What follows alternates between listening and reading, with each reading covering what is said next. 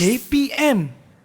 Apa khabar semua? Salam sejahtera. Anda sedang menonton Sukses SPM 2021 Pecotan bersama saya Chris MJ selaku hos anda, dan murid-murid hari ini kita akan fokus pada mata pelajaran matematik tambahan. Angkat tangan. Siapa di sini rasa Maths atau matematik tambahan ni susah nak skor? Ramai juga. Tapi jangan risau, murid-murid, hari ini kita akan ada seorang cikgu yang akan berkongsi tip dan strategi untuk menjawab soalan SPM supaya anda dapat skor untuk matematik tambahan. Jadi, jika anda sudah sedia, jom kita saksikan profil cikgu untuk hari ini.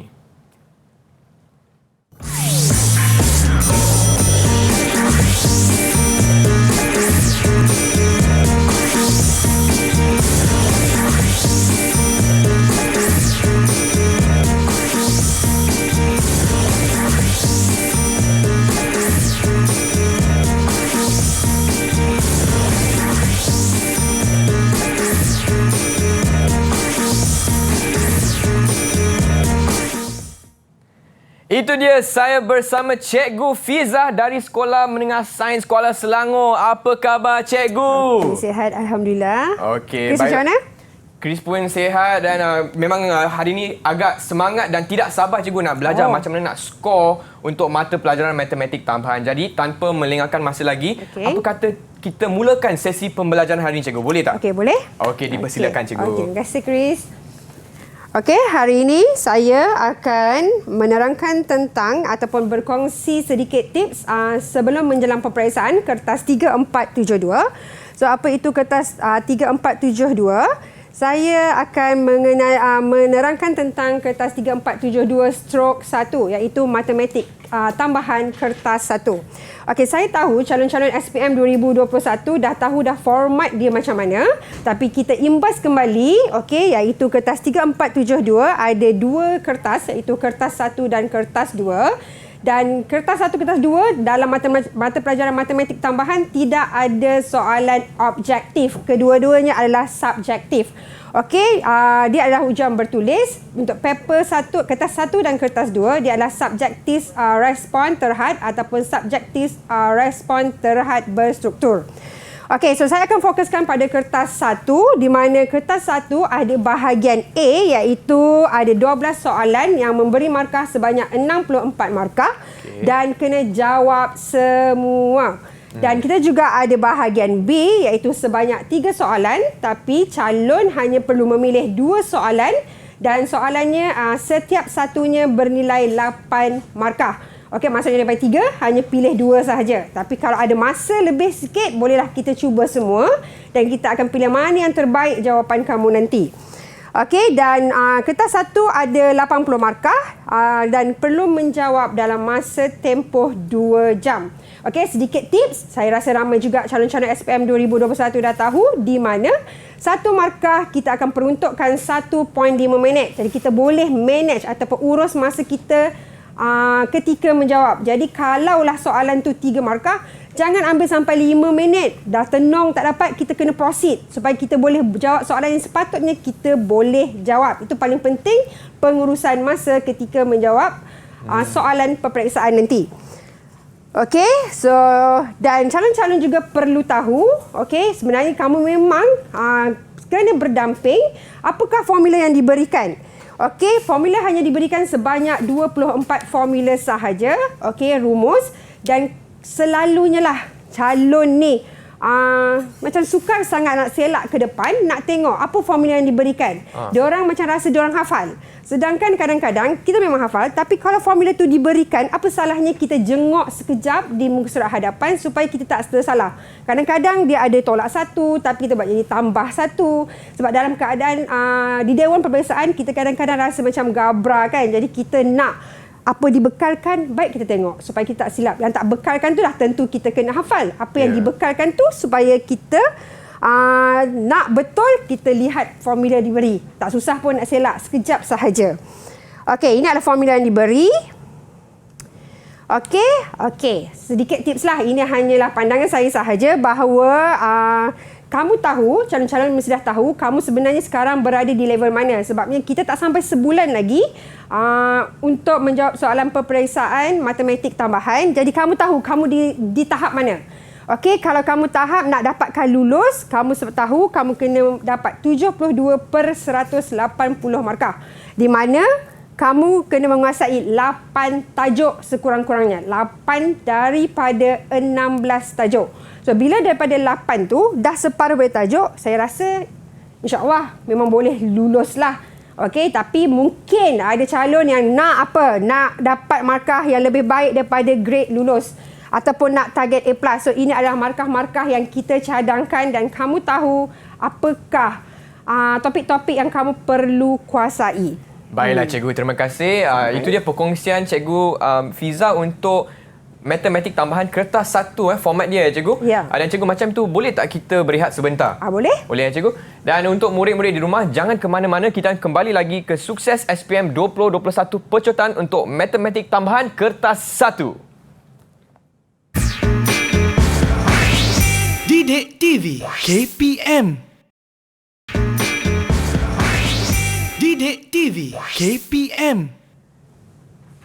Hai semua, masih lagi di Sukses SPM 2021 Pecotan bersama saya Chris MJ untuk mata pelajaran matematik tambahan kertas 1. Dan saya ada bersama Cikgu Fiza dari Sekolah Menengah Sains Kuala Selangor, dan dalam segmen ni kita akan fokus pada kertas 1 bahagian A. Jadi cikgu, apa kata kita mulakan sesi pembelajaran hari ini cikgu? Okey, terima dipersilakan. kasih. Okey, hari ini saya cuma memfokuskan 5 topik sahaja. Okey, kita tidak ada target certain ataupun sesetengah tajuk tu berada di kertas 1 ataupun kertas 2. Dia akan bertabur di mana-mana sahaja. Cuma mungkin sedikit ringkas pada kertas 2, tapi ringkas pun dah tidak berapa ringkas. Okey, jadi saya akan tekankan bahagian A pada tajuk fungsi dan pengamiran. Okey, so kita lihat pada soalan yang pertama. Okey, sebelum kita pergi kepada soalan yang pertama, sedikit pengetahuan yang kamu perlu ada dalam tajuk fungsi. Iaitu yang paling penting adalah kamu tahu tentang fungsi gubahan. Apa itu fungsi gubahan? Dia adalah gabungan 2 ataupun lebih fungsi dalam satu fungsi. Okey, kamu juga perlu ada kemahiran mencari fungsi songsang, kerana jika diberi satu fungsi gubahan dan satu fungsi dan kita nak cari fungsi yang satu lagi, bagi saya hanya menekankan satu teknik sahaja, iaitu dengan menggunakan fungsi songsang sahaja. Ada lagi kaedah lain, tapi bagi saya lebih suka fokus pada satu teknik sahaja, sama ada kita nak mencari fungsi yang di depan ataupun di belakang dengan menggunakan teknik fungsi songsang sahaja. Okey, mari kita lihat kepada soalannya. Okey, contoh soalan bahagian A. Okey, apa beza bahagian A dengan B? B adalah 8 markah. Okey, so bahagian A mungkin boleh bermula daripada 4, 5, 6 dan 7. Okey, ini adalah soalannya. Diberi fungsi fx sama dengan x tambah 4 dan fungsi gubahan. Okey, nampak? 2 fungsi jadi fungsi gubahan. G fx sama dengan 5 tolak x per x. Okey, soalannya kata, tentukan fungsi songsang. F kuasa negatif 1 tu adalah fungsi songsang. Jangan keliru dengan f prime. Okey, f prime adalah pembezaan. Kadang-kadang mereka confuse kat situ ataupun bila periksa nampak macam kabur-kabur dah soalan tu kan. Okey. So dia kata seterusnya cari fungsi G. Okey, perkara pertama. Saya rasa semua calon tahu macam mana nak cari fungsi songsang. Jadi cari dulu fungsi songsang, di mana untuk mendapatkan fungsi songsang, kita kena anggap fungsi yang nak disongsangkan tu sebagai y. Okey, jadi fx sama dengan apa? Okey, kena anggap dia sebagai fx sama dengan y. So fx tu adalah ni. Okey, x tambah 4. Okey, sama dengan y, dan kemudian kerja kita adalah nak jadikan X sebagai perkara subjek. So, bila kita pindahkan, okay, 4 ni ke sebelah, dia akan jadi tolak. Okay, kita hanya mengandaikan Y sahaja, sedangkan objek kita adalah X. Jadi, kita kena tulis semula, fungsi songsang kita adalah X tolak 4. Okay, maksudnya dekat sini, kamu dah dapat 1 markah. Kemahiran mencari fungsi songsang. Okey, jika kamu tak boleh yang seterusnya, sekurang-kurangnya kamu dah ada benda yang kamu boleh buat. Benda yang paling asas dalam tajuk fungsi. Okey, seterusnya dia kata cari fungsi G. Okey, kalau kita lihat, dia tak bagi fungsi G. Kalau dah bagi, taklah dia tanya, betul? Okey, so sekarang ni nak cari fungsi G, maka kita kena hapuskan F. Macam saya kata di awal tadi, nak hapuskan F, kita kena menggunakan fungsi songsang. Di mana fungsi songsang kita dah cari. Okey, so nak dapatkan dia, kita susun dia macam mana. Okey, nak dapatkan GX, kita kena tulis sama dengan GFF songsang. Susunannya di mana fungsi yang kita nak hapuskan tu di belakang. Jadi songsangannya mesti di belakang. Okey. Okey. Okay, kalau dia berada di depan macam ni, fungsi songsangnya kita akan letak di depan. Tapi benda ni yang kita nak hapuskan berada di belakang. Jadi mestilah sama yang ini. Itu pengetahuan yang kamu kena ada. Jadi tak kisahlah nak mencari fungsi yang berada di depan ke, di belakang ke, kita gunakan satu teknik sahaja iaitu menggunakan kaedah fungsi songsang. Okey, dalam fungsi ni yang bestnya, dia fungsi berada yang di belakang kita masukkan dahulu. Jadi ini fungsi kita masukkan dulu. Sebab GF kita ada fungsi GF dan F songsang. Jadi kita masukkan F songsang kat dalam ni dan ini dah menjadi apa? Ini dah menjadi objek yang baru. Okey. So sekarang masukkan X tolak 4 ni dekat dalam sini. Okey, dalam X yang tu. Okey, so bila kita masukkan dia akan dapat macam ni. Kenapa dapat macam ni? Sebab tengok ni ya, 5 tolak kurungkan X yang baharu adalah X tolak 4. Okey, per X. Kesilapan calon, dia tak kurungkan. So, bila tak kurungkan, negatif jumpa negatif akan jadi positif. Sepatutnya. Kan? Jadi kat situ dah jadi silap. Sebenarnya dah masuk cantik dah. Tapi bila dia tak kurung, habislah. Sayanglah. Maksudnya kemahiran algebra tu pun kita kena kuasai dengan baik. Maka kita akan dapat fungsi GX kita adalah 9 tolak X per X tolak 4. Jika penyebutnya ada pemboleh ubah, kita kena nyatakan bahawa nilai X tu tak boleh sama dengan 4. Kenapa? Sebab dekat bawah nilai tak boleh sifar. Sebab apa-apa dibahagikan dengan sifar, dia akan menjadi infinity. Bila infinity, fungsi tu tidak akan wujud. Okey? Jadi kena. Kadang-kadang yang ini paling penting. Okey, kita dah dapat jawapan cantik dah. Tapi disebabkan kita tak nyatakan X tu tidak patut jadi apa, maka kita hilang markah kat situ. Sebenarnya sikit lagi. Okey, jadi kita kena sentiasa buat benda yang betul-betul. Okey? Okey, seterusnya. Dia tak macam tu je. Kalau dulu, kertas satu cukup sampai situ je. Okay, dia ada sambungan lagi soalan dia yang berkaitan. Okay. Ini melibatkan penyataan. Okay. Dia kata jumlah pengeluaran baju batik seminggu Q oleh sebuah kilang. Okay. Q ni adalah pengeluaran baju batik. Okay. Sebuah kilang bergantung kepada bilangan pekerja. Jadi ada pekerja adalah baju batik tu keluar. Okay. Jadi fungsinya adalah QN sama dengan N tambah 1/4 N kuasa 2. Pengeluaran baju batik bergantung pada bilangan pekerja. Tak ada pekerja, tak adalah baju tu keluar. Okay, itu dah melibatkan situasi lah kan? Yeah. Okay, harga bagi sepasang baju batik ialah 200. So, kos dia lah. Harga dia. Tunjukkan bahawa jumlah pendapatan kasar kilang tersebut diwakili oleh satu fungsi gubahan. Kenapa dipanggil fungsi gubahan? Satu adalah fungsi pengeluaran baju batik. Satu lagi adalah fungsi pendapatan dia. Pendapatan akan terhasil jika ada pengeluaran. Jadi, kita tulis. Okey. Jadi, fungsi pengeluaran baju batik adalah QN. N tu adalah bilangan pekerja. Dan fungsi pendapatan kasarnya adalah apa? C dia adalah bergantung pada pengeluaran lah kan. Ada pengeluaran, ada penjualan. So CQ lah sama dengan 200Q. Sebab kita tak tahu berapa baju batik yang dapat dihasilkan. Okey.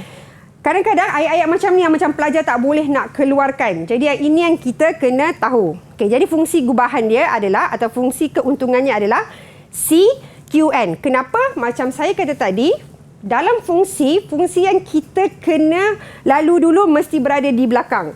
Kenapa Q dulu? Sebab saya kata tadi, mestilah ada pengeluaran dulu. Baru ada penjualan. So that's why C dekat depan. Sudah dapat yang ni, so kita boleh dapat markah di sini. Okey, dan mungkin juga kamu boleh dapat markah awal iaitu pengetahuan kamu di sini. Okey, mungkin markah boleh dapat di situ. Okey, dah. Lepas tu dia kata seterusnya, jika kilang tersebut mempunyai 20 orang pekerja. 20 orang pekerja dekat N. Ini pengeluaran bergantung pada pekerja. Okey, dia kata anggarkan pendapatan kasar. Pendapatan dekat sini, fungsi kita. Okey, maka kita masukkan ataupun kita gantikan N ni dengan 20. Jadi, N ni ganti 20. N ni gantikan 20. So, pendapatan kasar kita adalah 24,000. Okey, so ini adalah contoh bahagian A, okey, untuk bagi soalan fungsi. Okey, dia macam pendek tapi macam tadi awal tu dia bagi pendek sikit, lepas tu yang kedua tu dah melibatkan penceritaan ataupun situasi. Cikgu, yang ni berapa markah cikgu?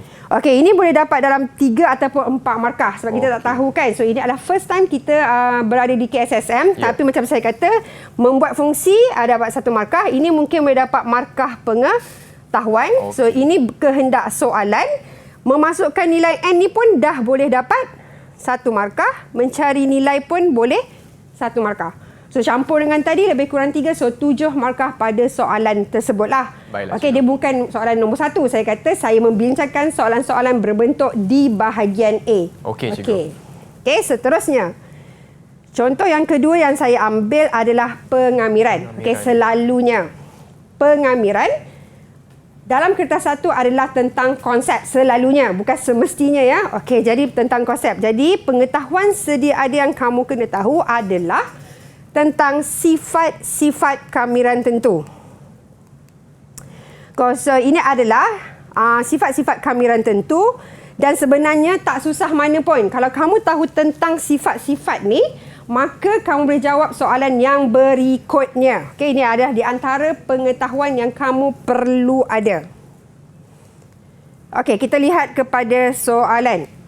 Okey, masih lagi di bahagian A.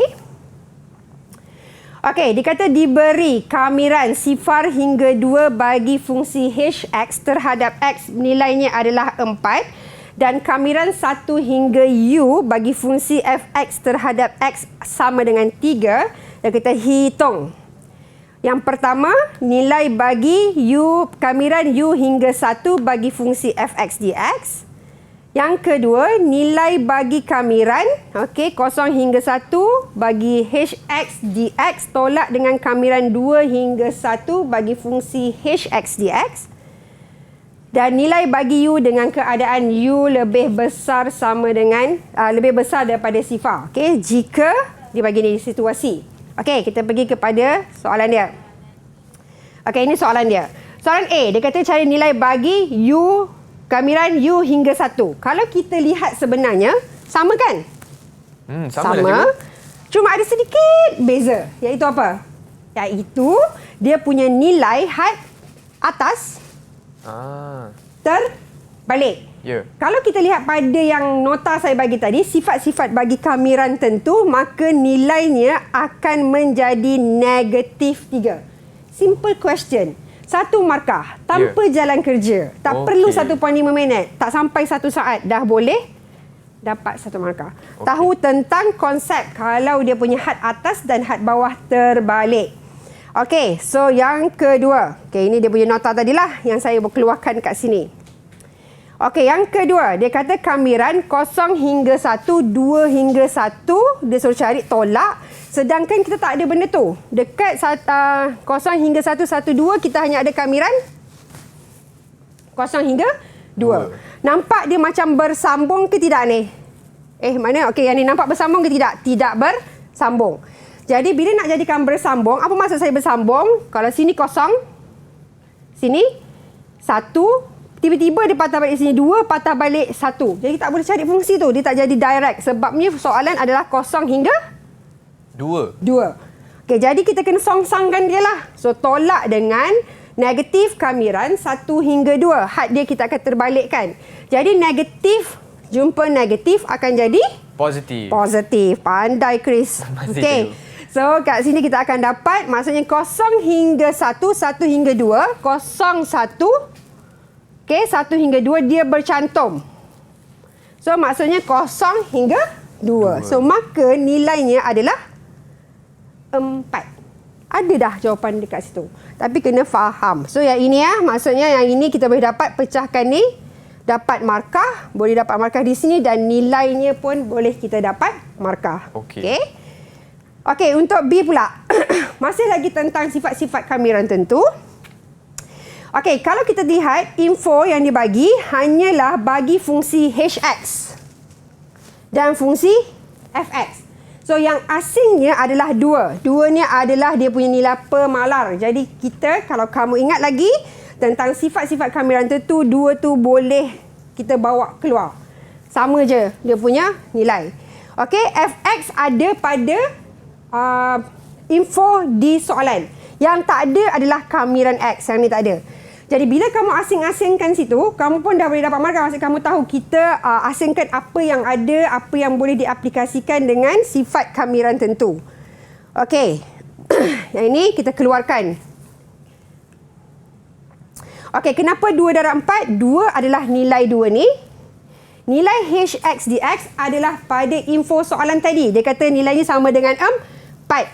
Just gantikan sahaja. Lepas tu tambah 3 pun ada nilainya pada info soalan tadi yang awal-awal tadi. Yang perlu kita kamirkan adalah ni.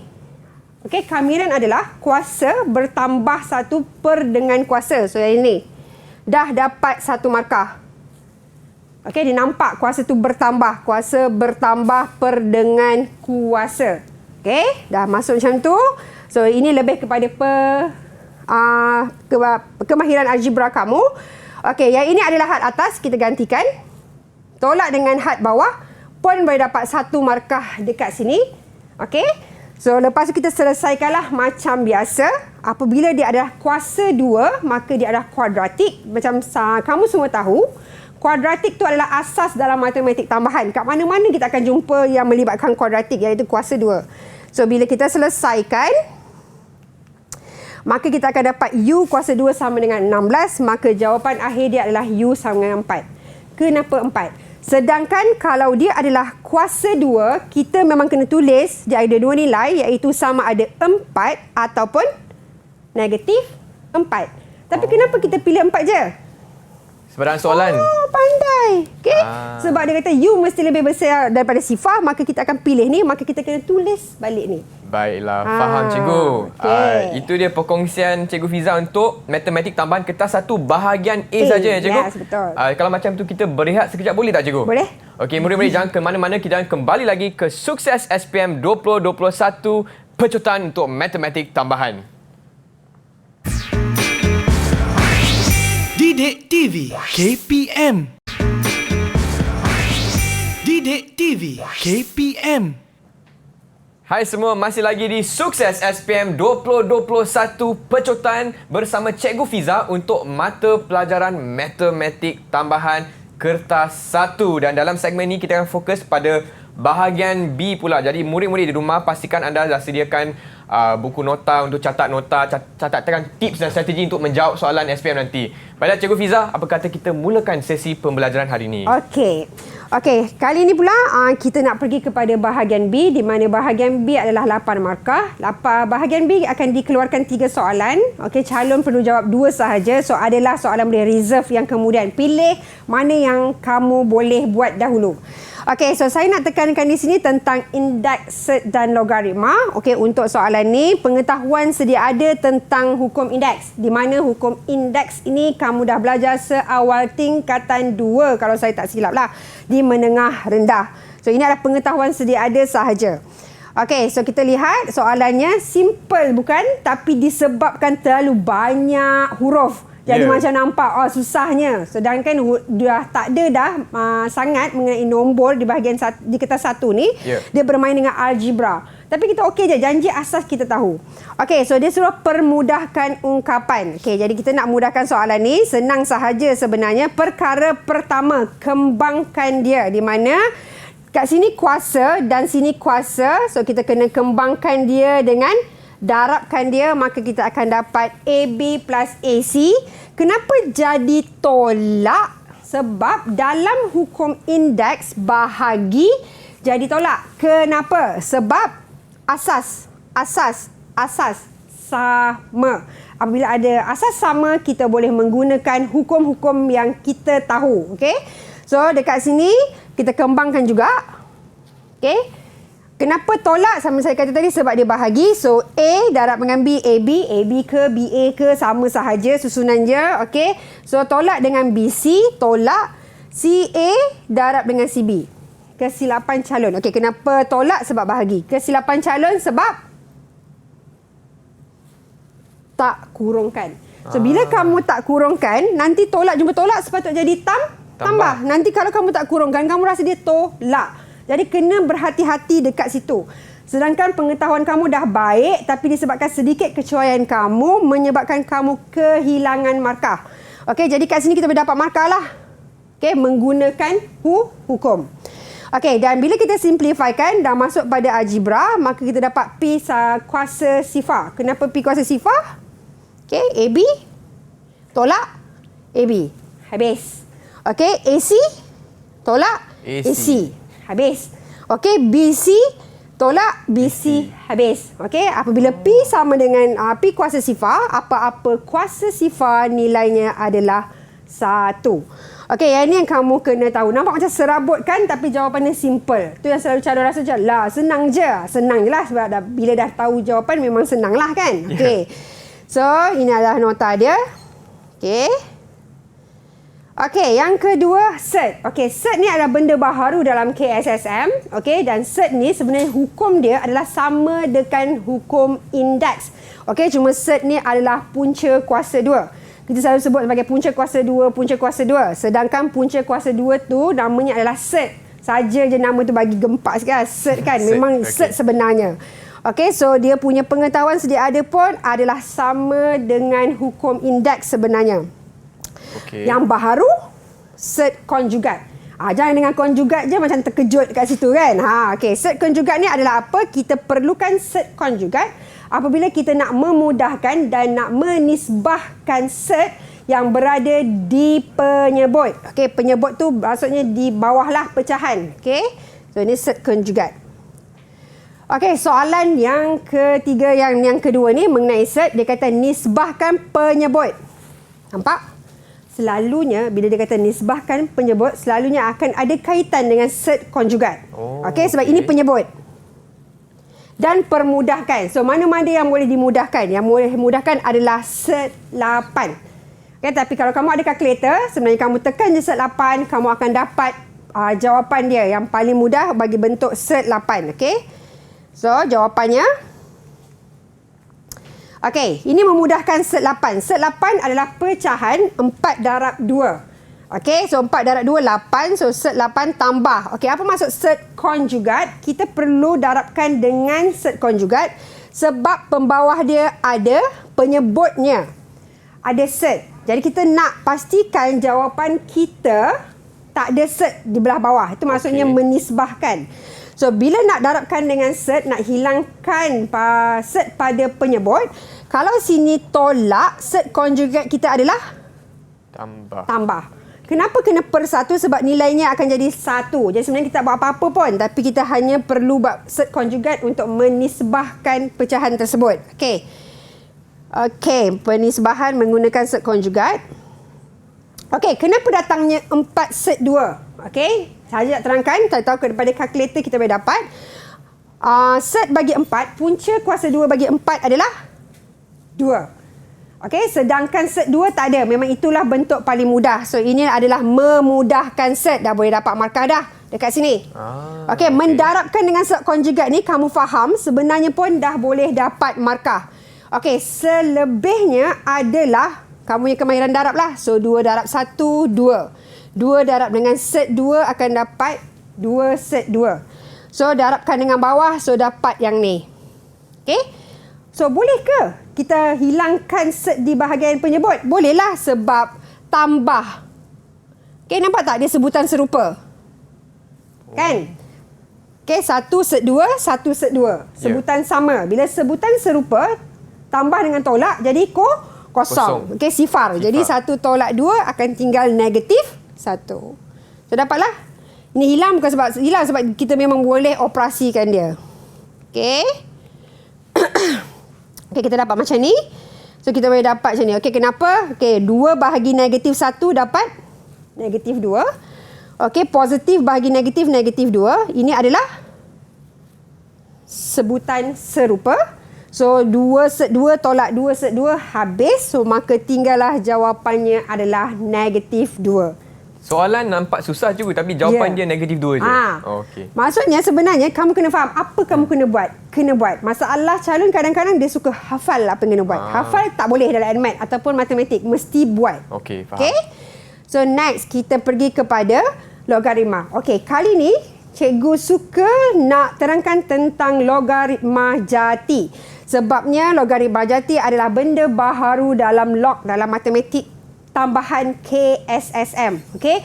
Di mana kadang-kadang ramai calon terlepas pandang ataupun macam tak berminat dengan logaritma jati. Okey, untuk menyelesaikan log, jika tidak dinyatakan apakah asas yang perlu kita gunakan, kita ada 2 pilihan sekarang, iaitu menggunakan log asas 10 ataupun logaritma jati. Okey, logaritma jati dia adalah asas E. Tapi pada kalkulator tak ada logaritma jati ni tahu, ataupun tak ada tulis log E ni. Kalau asas 10 nampak tahu asas 10. Dalam kalkulator dia akan tulis ln ataupun ln. Okey, logaritma jati tu adalah ln. Okey, ini adalah pengetahuan sedia ada tentang log. Okey, kena betul-betul fahamkan hukum log.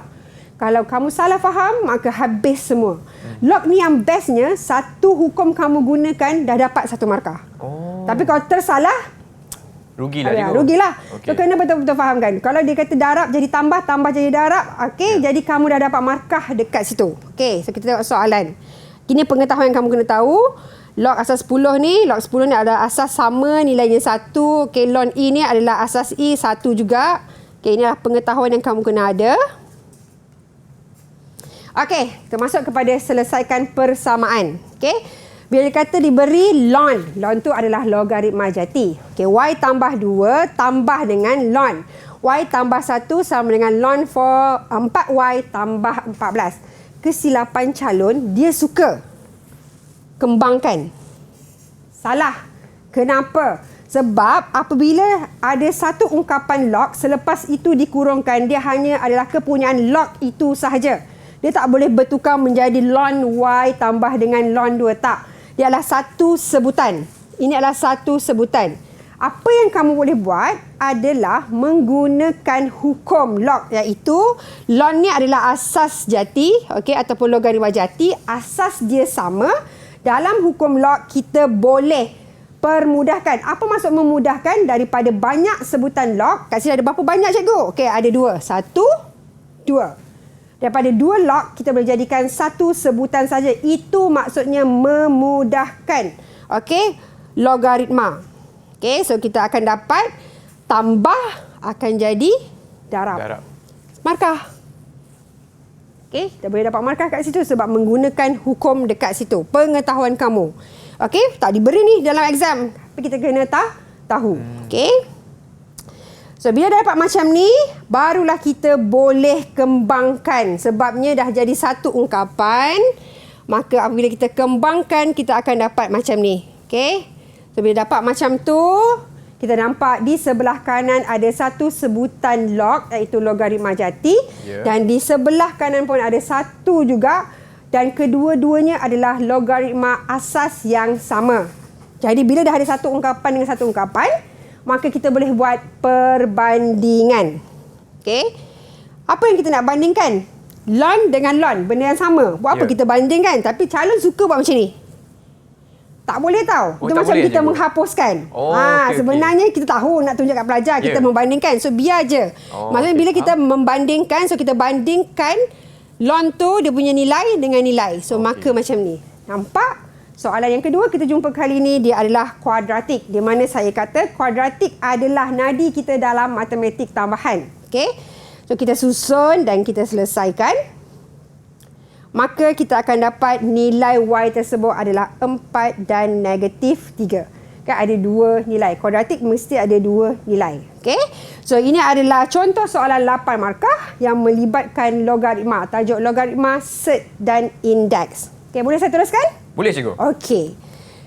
Okey, so contoh soalan berikutnya saya ambil tajuk taburan kebarangkalian. So taburan kebarangkalian kita tahu ada dua. Okey. Sama ada dia adalah taburan binomial ataupun taburan normal. Okey. So pengetahuan kena adalah, so formula ni ada dibekalkan ke tidak. So lihatlah dekat ruangan formula tu diberi ke tidak. Ada diberi, okey. Normal dengan binomial. Okey, so kita tengok soalan yang saya nak tanya adalah apa. Okey, bila nampak graf macam ni, kita dah tahu dah dia adalah binomial. Sebab kalau normal, graf kita dikenali sebagai graf bell curve. Okey, itu yang paling simple. Okey, ni normal. So kalau macam ni adalah binomial. Okey, ini adalah P. Kamu kena tahu P tu apa? P tu merujuk kepada probability, kebarangkalian. So ini adalah nilai kebarangkalian. Dan R ni merujuk kepada pembolehubah rawak diskrit. Okey, so dia kata, soalannya, kebarangkalian jangka hayat sebuah telefon bimbit kurang daripada 2 tahun. Okey, ialah P. Okey, yang kalau telefon bimbit tu kurang daripada 2 tahun, kebarangkalian adalah P. Dia tak nyatakan. Okey, satu sampel 3 buah telefon bimbit dipilih secara rawak, rajah 2. Menunjukkan taburan kebarangkalian bagi pembolehubah rawak X yang mewakili bilangan telefon bimbit dengan jangka hayat kurang daripada 2 tahun. So, ini semua kurang 2 tahun. Kenapa mula dengan kosong? Okey, dengan sifar. Sedangkan bilangan sampel adalah 3. Maksudnya, dalam sesuatu pembolehubah rawak diskrit, kita mesti bermula dengan sifar. Maksudnya apa? Daripada 3 sampel, mungkin ketiga-tiga sampel tu adalah kurang daripada hayatnya adalah 2 tahun. Ataupun tak ada. Ketiga-tiga sampel yang kita ambil tu semuanya jangka hayatnya lebih. Okey, contoh mudah. Dalam seminggu, apakah berapa harikah akan hujan? So mungkin dalam 7 hari tu tak ada langsung hujan. That's why kita bermula pembolehubah rawak diskrit kita dengan sifar.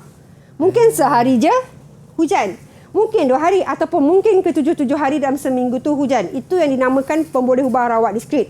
Okey, calon selalu lupa tentang bermulanya nilai pembolehubah rawak diskrit tu daripada sifar. Maksudnya berlaku. Ada keadaan memang tak menjadi langsung benda tu kan. Okey, jadi kamu kena tahu.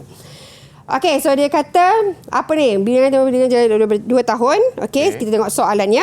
Cari nilai P. Okey, nilai P tu adalah nilai kebarangkalian. Bila soalan kebarangkalian, perkara paling logik kamu kena tahu jawapan kita mesti kurang daripada 1. Nilai paling besar dalam kebarangkalian adalah 1 dan paling kecil adalah sifar. Okey? Okey, so kita tengok. Okey, cari nilai P, maka kita jawapannya adalah, okey, nilai P adalah Px sama dengan sifar sama dengan 1/27. Okey, nilai P ni adalah kebarangkalian, kejayaan. So, sifar. Kita boleh ambil sifar sebabnya nanti masukkan dalam formula adalah senang. So, Px sama dengan sifar adalah 1/27 yang ni. Okey.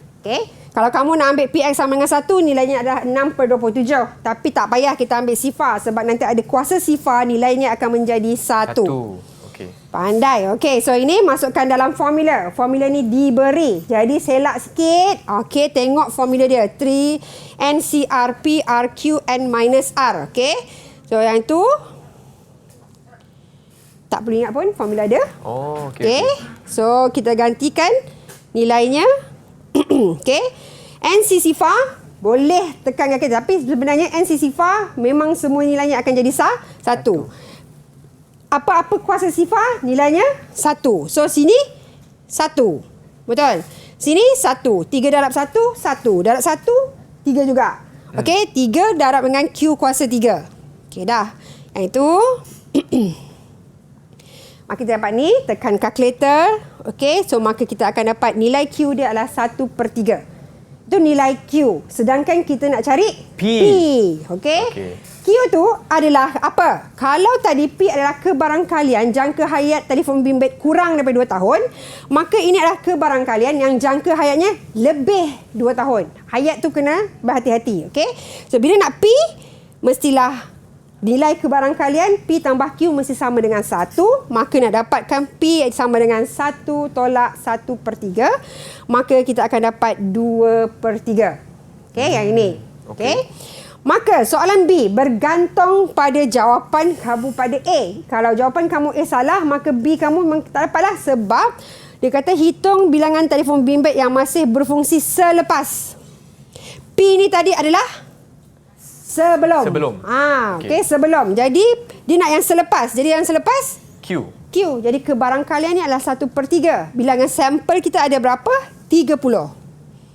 Maka nilainya adalah 1/3 darab dengan 30. Maka kita akan dapat dia punya nilai adalah 10. Okay. Baiklah, murid-murid, cikgu boleh tak kita rehat sekejap? Kita boleh. bagi murid untuk proses soalan cikgu hari ini. Boleh. Okey, dan murid-murid di rumah jangan ke mana-mana, kita kembali lagi ke Sukses SPM 2021 Pecotan bersama Cikgu Fiza untuk mata pelajaran Matematik Tambahan Kertas 1. Didik TV KPM. Didik TV KPM. Hai semua, masih lagi di Sukses SPM 2021 Pecotan bersama saya Chris MJ dan juga Cikgu Fiza dari Sekolah Menengah Sains Kuala Selangor untuk mata pelajaran Matematik Tambahan Kertas 1. Dan dalam segmen ini kita akan fokus pada contoh soalan penyelesaian masalah pula, Cikgu. Betul. Okey, baiklah Cikgu, dipersilakan. Okey. Soalan penyelesaian masalah ni sebenarnya boleh berada di mana-mana sahaja, sama ada di bahagian A ataupun bahagian B. Perkara paling penting dalam soalan penyelesaian masalah, baca soalan dengan berhati-hati. Lepas tu highlightkan. Kalau boleh kamu kena ada highlighter lah. Highlightkan benda-benda penting. Sebab kadang-kadang dia banyak sangat sana-sini, jadi highlightkan. Mana kita nak asingkan. Okey. Dan dalam sistem persamaan, kita tahu kita boleh menggunakan dua kaedah, sama ada penghapusan ataupun penggantian, dan saya percaya calon-calon paling takut jika sesuatu soalan tu minta kaedah ini. Dia lebih suka open. So ada pelajar ataupun ada murid suka kaedah penghapusan, ada murid suka kaedah penggantian.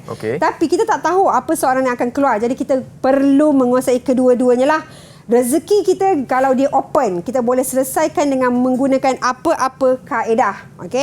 So benda yang juga selalu terlepas pandang ataupun jarang kita tekankan adalah jenis penyelesaian. Ini sedikitlah cikgu nak cakap. Kita selalu menyelesaikan persamaan tersebut, tapi kita tak tahu apakah jenis penyelesaian. Kali ini mana dah tahu, cuba kita ingat jenis penyelesaian ada 3, iaitu satu adalah satu penyelesaian di mana setiap nilai pemboleh ubah ada 1, 1, 1. So itu adalah satu penyelesaian. Mungkin juga dia ada penyelesaian tak terhingga. Maksudnya apabila kamu selesaikan persamaan tersebut, nilai sifar sama dengan sifar. Maksudnya tak boleh selesai. Jadi dia ada penyelesaian tak terhingga. Ataupun tiada penyelesaian, iaitu nilai sifar tidak sama dengan sifar. Contohnya sifar sama dengan 5. So dia bukan sama dengan sifar. Maka dia tiada penyelesaian. Sebab saya ada jumpa satu soalan, saya tak ingat negeri mana dalam percubaan, dia ada kata selesaikan persamaan berikut dan nyatakan jenis penyelesaian. Kat situ sebenarnya bonus mark. Siapa yang tahu dapatlah extra 1 marks kan. Siapa yang tak tahu, hilanglah 1 markah tu. Yang ni lah cikgu. Yang ni lah. Maksudnya dia selesaikan dulu apa yang dia dapat. Ini ke ini. So baru kita boleh tentukan jenis penyelesaiannya. So inilah benda yang mungkin kita jarang bincangkan di dalam kelas. Mungkinlah bagi saya jarang, ada tekankan tapi jarang. Jadi kita kena tengok semula. Mungkin boleh kita ingat. Satu tentang soalan penyelesaian masalah. Soalannya dalam berbentuk ayat panjang. Panjang je soalannya. Panjang. Dalam SPM, satu muka surat. Kenapa? Sebab dia dui bahasa. Berpinang mata. So bila jadi kita kena bertenang. So bila kita baca satu-satu, dia kata sebuah kilang memasang 3 jenis mainan Q, R dan S. Bila dalam soalan, ikut huruf apa keluar dulu? Q, R, S. Jangan pandai-pandai nak alih-alihkan dia. Jumlah masa yang diambil untuk memasang 1 unit R dan 1 unit S melebihi masa yang diambil untuk memasang 2 unit Q sebanyak 8 unit. 1 unit Q, 2 unit R dan 1 unit S mengambil masa 31 minit. Nampak macam berbelit-belit kan? Kena highlight kan cikgu semua ni? Kena highlight. Okey, masa yang diambil untuk memasang 2 unit Q, 1 unit R dan 3 unit S ialah 48 minit. Okey. So dia kata jika X, Y dan Z masing-masing mewakili masa. Masa ni lah kita kena padankan dengan betul. Siapa dulu keluar? Q. Jadi dia adalah X. Sebab mewakili setiap masa tu. Okey, Y. Kepunyaan R, masa bagi R. Dan S, dia adalah kepunyaan bagi Z. Paling penting, jangan tertukar. Kalau tertukar, habis. Okey, jadi kamu kena highlightkan yang dekat situ. Okey, tulis satu sistem persamaan linear untuk mewakili maklumat di atas. Ni best. Kenapa? Bina satu persamaan, kamu boleh dapat 1 markah. 3 persamaan mungkin boleh dapat 2 ataupun 3 markah dengan membina. Tapi tanpa membina, tak dapatlah jawab soalan B. Faham? Jadi kena berhati-hati. Jadi benda ni kita kena selesaikan membina persamaan. Okey, so dia kata sebuah kilang. Okey, yang pertama, jumlah masa yang diambil oleh untuk memasang 1 unit R. Okey, saya buat sini. Sini X, sini Y, sini Z. So R adalah apa? Adalah Y. Jadi kita 1 unit R, jadi Y. Dan 1 unit S, Z. Betul. Jumlah. So jumlah adalah tambah. Okey, Y tambah Z. Dan 1 unit S melebihi. Melebihi. Ayat melebihi maksudnya tolak. Okey. Tolak yang diambil untuk memasang 2 unit Q. Q adalah X. 2X. 2X sebanyak 8 minit. Okey. 1 markah. Okey, baca dengan tenang, tulis, ikut. Okey, apa Q? Jangan main ambil je X, Y, Z. So, maka kita dapat persamaan yang pertama. Okey? Persamaan yang kedua, dia kata 1 unit Q adalah apa? X. Okey, 2 unit R. Okey, 2 unit R adalah 2Y. tambah 2Y. Tambah 2Y. Okey. Dan 1 unit S, Z. Okey, mengambil masa 31 minit. Okey, maka kita akan dapat macam tu. Okey.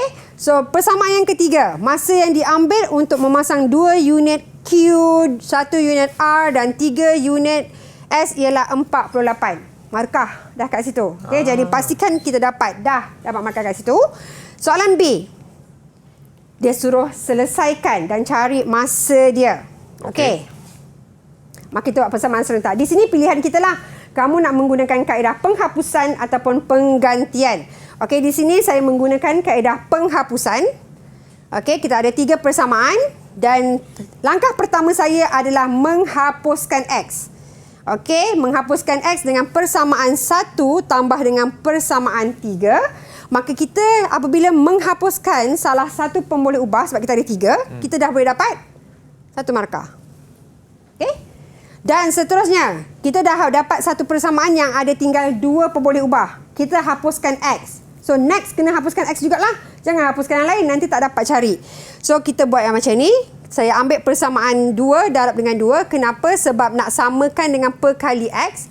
Jadi, persamaan 3 tolak dengan persamaan 5. Setiap persamaan yang kita buat, kita namakan. Okey, persamaan 4. Wujud lagi yang baru. Dia jadi persamaan 5. Okey? Jadi persamaan 3 tolak 5. Okey, dan kita darabkan dengan 4 untuk samakan perkali bagi Z. Okey, dan kita selesaikan. Maka kita akan dapat nilainya adalah 8. Dalam persamaan serentak ni, yang paling penting adalah mendapatkan pemboleh ubah pertama. Dapat je nilai pemboleh ubah pertama, selesai. Dah boleh masuk kan? Dah boleh masuk. Okay. Kan? Chris pun boleh ingat kan? Okey, masuk kan? Okey. Ni dah ada Y. Carilah yang dekat sini, masukkan ke. Okey, sebab ada pemboleh ubah. Ataupun yang dekat mana tadi. Ataupun sini kan. Yang ada 2 pemboleh ubah. Masukkan nilai Y, dah tinggal Z je. Okey, dah dapat nilai Z. Okey, bila dapat nilai Z, Z dah ada, Y dah ada, pilihlah mana-mana. Confirm boleh dapatkan siapa? Ya, dapat X. boleh cari X. Okey, dapatkan X. Okey, bila masukkan nilai Y dan Z dalam persamaan 2. Kenapa 2 cikgu? Suka hati kamulah. 1 ke, 3 ke, sebab mana-mana pun boleh. Dan jawapan kita adalah 5. Okey, X sama dengan 5. Untuk soalan ni, dia tak suruh nyatakan jenis penyelesaian. Tapi kalau dia kata nyatakan jenis penyelesaian, apa jenis penyelesaiannya? Okey, tengok nota tadi. 1 penyelesaian sebab ada nilai X, ada nilai Y, ada nilai Z setiap satunya. Maka jenis penyelesaiannya adalah 1 penyelesaian. Okey, baiklah cikgu. Terima kasih cikgu. Dan sebelum kita mengakhiri rancangan Khabar hari ini, boleh tak cikgu kongsi pesanan kepada atau kata-kata nasihat, kata-kata hikmah untuk semua calon SPM yang sedang menonton sekarang cikgu? Okey, kepada calon-calon SPM 2021, kertas kita akan berlangsung pada 24 hari bulan 3. Perkara pertama yang kamu kena buat adalah jangan gabra. So, apabila kita gabra, kita tidak boleh manage perasaan kita, kita tidak boleh mengurus masa kita dengan baik. Maka nanti daripada kita boleh buat, jadi tak boleh buat. Perkara pertama adalah yakin, tapi bukan terlalu yakin, tapi mesti mengawal emosi supaya kita boleh menjawab dengan tenang. Itu Okey, saja. baiklah. Terima kasih cikgu. Sama-sama. Dan kepada murid-murid di rumah, kami di Didik TV ingin mengucapkan selamat berjaya untuk kertas matematik tambahan kertas 1. Ya. Dan kita akan jumpa lagi hanya di Sukses SPM 2021 Pecotan. Bye semua. Semoga berjaya.